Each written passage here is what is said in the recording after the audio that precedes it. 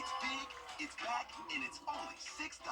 Get the big box y'all love today. And this holiday season, you can order a Cajun-style turkey at your local Popeyes. Love that chicken from Popeyes. The Live 5 for 6 Skyview Network, sponsored by Terry Lambert Hyundai. It's been a rainy Tuesday for us, and the rain will continue tonight through early Wednesday morning, followed by a big drop in temperatures. I'll have a look at how cold it will get coming up. Now on News Channel 6 at 6, budget discussions in Richmond County. Yeah, city leaders apparently hung up on a few issues. We'll let you know about those as Your News at 6 starts now. Live from Television Park, this is WJBF News Channel 6 at 6. Hello, everybody. I'm Brad Means. And I'm Jenny Montgomery. Thank you for joining us. Coverage you can count on begins with deputies investigating yet another child shooting in Aiken County, and this one turned deadly. Our Aiken Bureau Chief Sean Cabbage-Talk live tonight at the Sheriff's Office with the story. Sean? Brad, the latest victim is 10-year-old Maya Harp. Monday evening, authorities responded to a reported shooting on Windy Lane in Windsor. Harp was shot in the chest and died at the scene. Early reports say a family member accidentally fired a small caliber rifle. This is the second time in 2 days a child here in Aiken County has been shot. One mother shared how deeply this shooting affected her. My heart goes out to whoever was handling the weapon, because it happened to go off, and that'll weigh heavy on them for a long time. And accidents, happen, and there's ways to be granted forgiveness through whatever religion you choose, but I pray for the person whose hands it was in. And Maya's mother, her name is Amelia Beltrain. She's facing drug trafficking charges. Investigators say those charges are not related to the shooting. It's unclear when she will face a bond court judge. Of course, we'll let you know when we find out more. Live in Aiken County, I'm Aiken Bureau Chief Sean Cabbage-Talk, WJBF News Channel 6. All right, Sean, thanks. Horrible story there, and the weather, no doubt reflective of the somber mood throughout our community after hearing something like that. As we take our first look, Here's Chief Meteorologist Jenna Petracci. Yeah, it's certainly been a very overcast day. The misty conditions, the low visibility, and those rainfall totals are starting to climb. We're seeing several places now get up to around 3/4 of an inch. The highest rainfall totals in some of our western counties. So that would be places like Wilkes County, Washington County, Jefferson, and even into Burke and Aiken, starting to get up to around half an inch of rain. So everyone got at least a little bit of rain today, but it wasn't very heavy. You can see here on Live Viper 6, it's mostly just the steady light rain coming down. Some of our northeastern counties getting a break, but more scattered showers moving in overnight. Down towards Jefferson and Washington and Johnson County, you can see some moderate to heavy pockets of rain here and there, but we're not seeing any thunderstorms whatsoever. Lightning counter at 0 strikes. Widespread showers from Jenkins County over towards Bamberg. Here's a look at our Terry Lambert Hyundai Skyview cam in Aiken. Definitely a wet night to be out and about.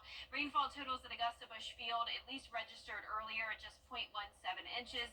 That amount will be updated, of course, tomorrow. This morning we started out 10 degrees above average with a low of 51, climbed to 67. So even though it felt pretty chilly today with the rain, our temperatures were right around average for this time of the year. Low to upper 60s across the board now. 63 in Barnwell, Lincolnton at 62, both 62 in Augusta and Aiken. Winds are up to around 10 miles per hour coming in from the south, so we still have this southerly flow ahead of a cold front. Low pressure down along the Gulf Coast with this surge of rain and heavy storms down in the Florida Panhandle and southern Georgia. Tonight we'll have some scattered showers move in as that cold front finishes passing through, but it won't be a complete washout tomorrow, just rain in the morning. Temperatures around 60 degrees. It's actually going to be pretty warm tomorrow, high of 75. But once we have some reinforcing cold air come in behind that front, highs are only going to be in the 50s Thursday and Friday, lows down into the 30s. And on top of that, the winds are going to be very high. I'll have more details on that coming up, but back to you. All right, Jenna, thank you. The deadline to approve the 2025 Augusta City budget has come and will go. Commissioners unable to approve the spending plan by today's self-imposed deadline. George Escala has the story. But when you look at the things that really are... It was supposed proposed to be done at this meeting, approval of the 2025 city budget, but some commissioners having safety concerns over what the administrator has presented. One of my main concerns is public safety. I'm a public safety advocate because I feel like our citizens deserve the best when it comes down to public safety. The proposed budget holds spending at this year's level, despite the sheriff's office asking for more than $3 million and the DA asking for $2 million more. Well, I wish I had the magic solution to take care of our public safety as well as our criminal system, our criminal courts, but we just don't have it right now. Some commissioners want to find the funding, putting off approval until that can be done. What we will be doing is figuring out how we can best reallocate dollars, and that's going to take a few additional weeks to do so. But we're going to pass a balanced budget. We're going to do so preferably before the beginning of the year. At a last-minute budget work session, some city leaders putting a property tax increase on the table. They've got to have the resources, so sometimes you have to draw the line. If it means a tax increase, we've rolled back for the last 3-4 years. We have not had a tax increase. Tax increase being discussed, No, I don't support a tax increase, and I don't think that I will. Under state law, commissioners have until the end of the year to approve a balanced budget. However, they are scheduled to try again next week. In Augusta, George Escala, WJBF, News Channel 6. Well, we now know when the new Bel Air Middle School is going to open in Richmond County. The superintendent announcing today that it will welcome students Monday, January 6th. They're going to learn from home on December 19th and 20th, so staff can start moving into that new building before Christmas break. Open house set for January 3rd. The opening was delayed because of fire marshals helping out with storm cleanup, but now it's going to open soon.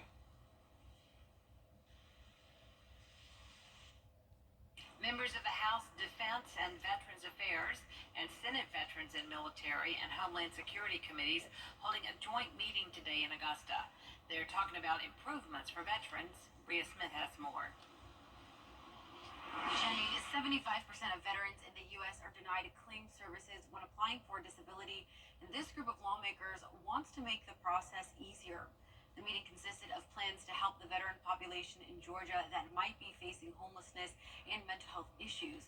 The goal is making sure veterans are aware of the opportunities and resources available to them after service.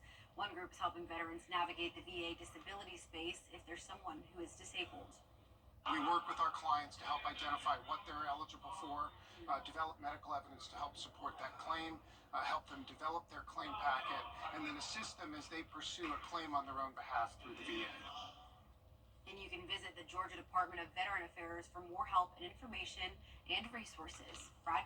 All right, Rhea, thanks. Turkey, of course, very popular on Thanksgiving, but be careful when you're cooking it, especially if you're going to fry that turkey. It can be really dangerous if you aren't careful. That's why the fire...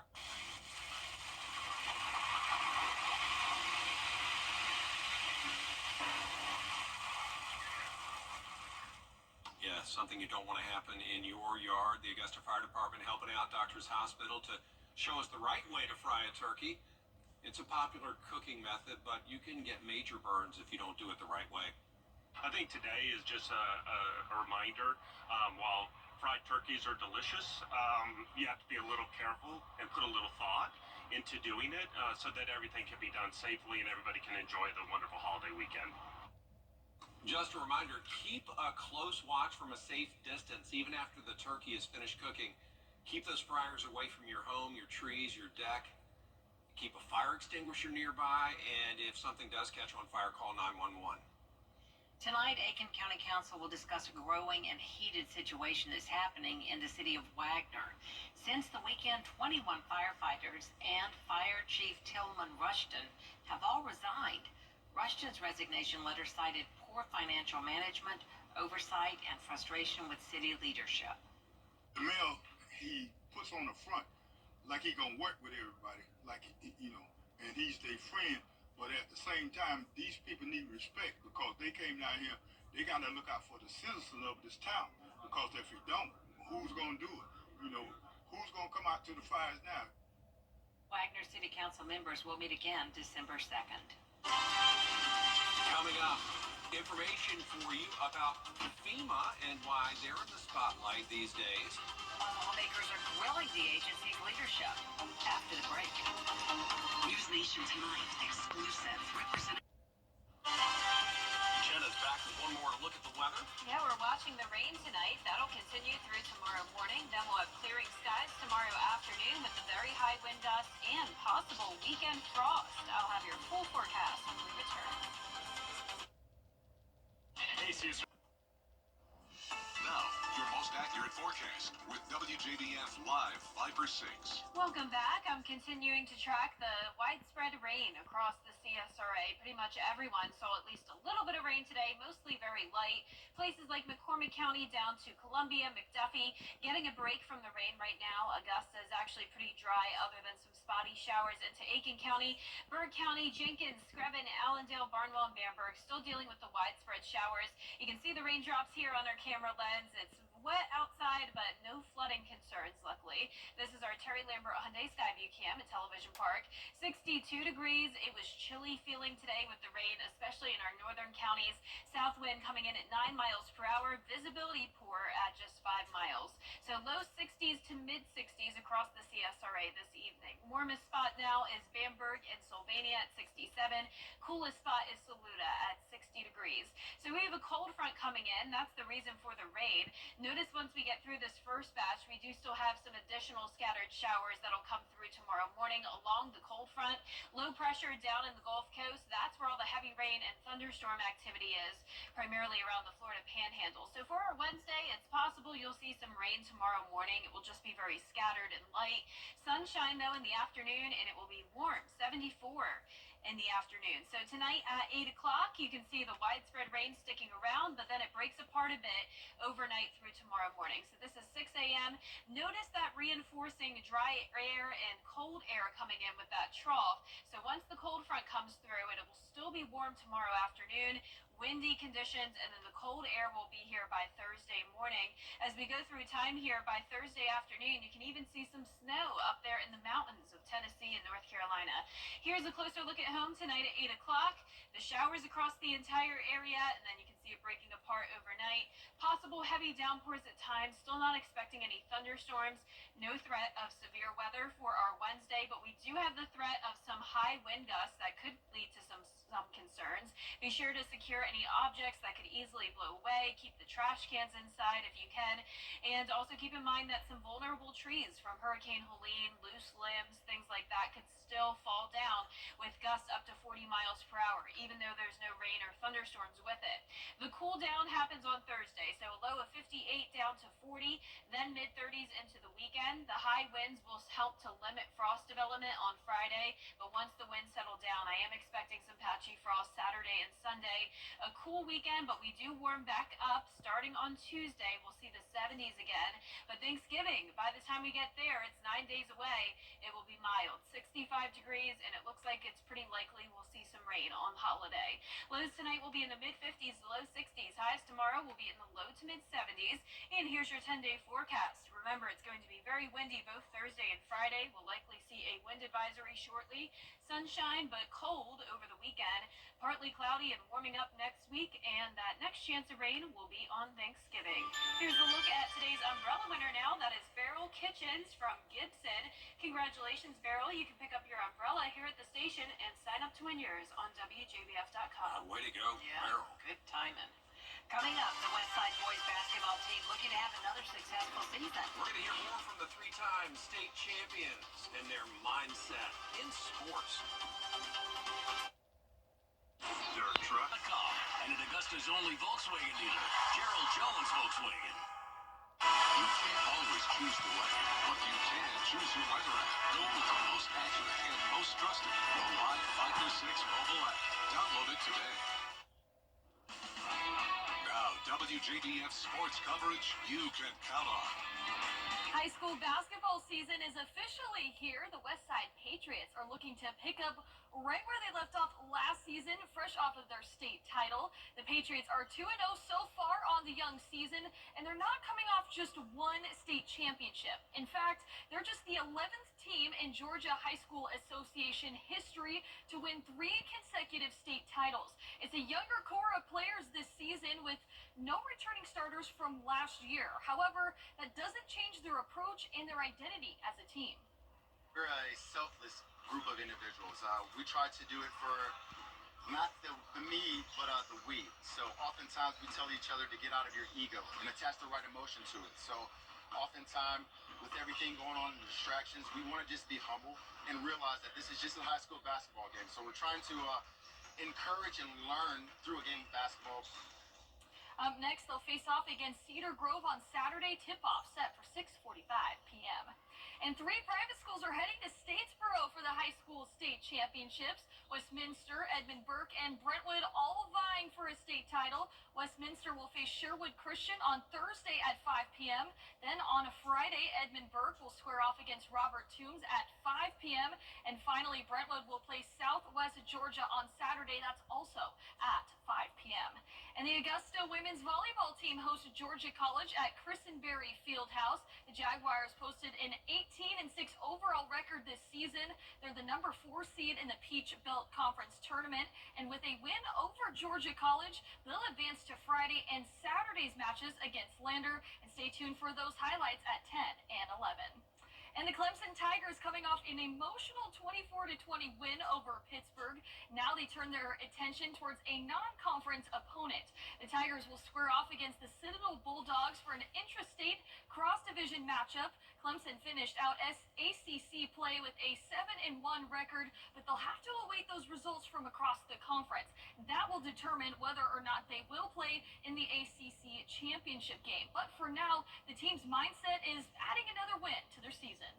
You know, it's never really who we play. It's always about how we play, and that's really what we're focused on is just trying to put all 3 phases together, try to play our best football, you know, down the stretch here in these last, 12, 13 days, whatever we got left, and see if we can have a great finish, as that's really what it's all about.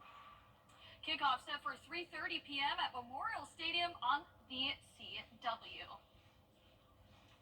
Busy night in sports. Absolutely is. Yep, as always.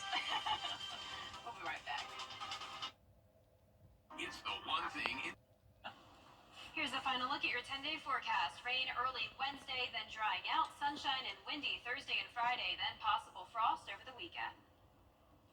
What would you give up just so you could have something you really want? Well, for the Pittsburgh Pirates, it starts with 30 years of season tickets behind home plate just for a baseball card of their own player. Not just any card, though, no. It's a one-of-a-kind Paul Skeens rookie card from the 2024 Topps Chrome Update set. It also has his autograph and MLB debut patch. If you can find it, you get the hookup for those games. I tell you what, he had a tremendous rookie season, so that's very impressive. And that seems like a really sweet deal. I was very excited as you were getting that kid. Kiana looked excited. I look confused. See how it plays out. That is our report for now. Thanks for watching. Back at 7. We'll see you again for News Channel 6 at 11. Have a great night.